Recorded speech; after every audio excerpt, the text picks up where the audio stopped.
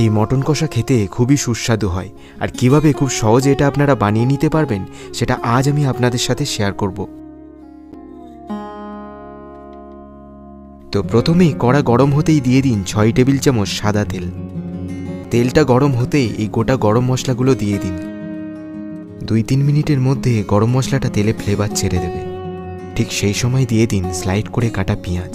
মনে রাখবেন 500 গ্রাম মাংসের জন্য আমি 300 গ্রাম পেঁয়াজ ব্যবহার করেছি। আর পেঁয়াজটা একটু নরম হয়ে গেলে স্বাদ বাড়ার জন্য অল্প একটু চিনি দিন। আর চিনিটা তেলের সাথে মিশিয়ে দিয়ে দিন 2 টেবিল চামচ রসুন বাটা, আর 2 মিনিট এটা ভালো করে নাড়ুন। এরপর দিয়ে দিন 2 টেবিল চামচ আদা বাটা, আর মনে রাখবেন আদা রসুন আমি আলাদা ব্যবহার করেছি।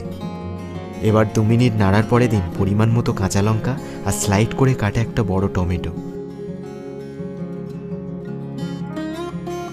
এখন এটা ভালো করে নাড়বেন, আর যখন মশলাটা এরকম গলে গিয়ে তেল বের হবে তখন 1.5 টেবিল চামচ হলুদ দিয়ে 2 মিনিট নাড়ান। এবারে মশলার মধ্যে দিয়ে দিন নুন। এবারে মাংসটা কড়ার মশলার মধ্যে দিয়ে দিন, আর 2 মিনিট ভালো করে মশলার সাথে মিশিয়ে নিন। এরপরে দিয়ে দিন 1 চামচ জিরে গুঁড়ো আর 1 চামচ ধনে গুঁড়ো, আর 5 মিনিট ভালো করে মাংসটা কষিয়ে নিন। আর মাংসটা থেকে যখন এরকম তেল বের হবে তখন আলুগুলো দিয়ে দিন।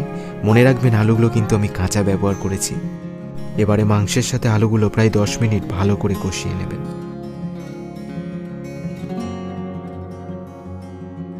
আর এই সময় অন্যদিকে কিছুটা জল গরম করে নেবেন।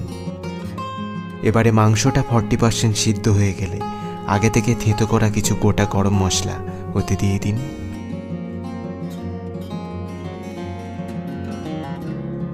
তারপর গরম জলটা মাংসে দিয়ে দেবেন।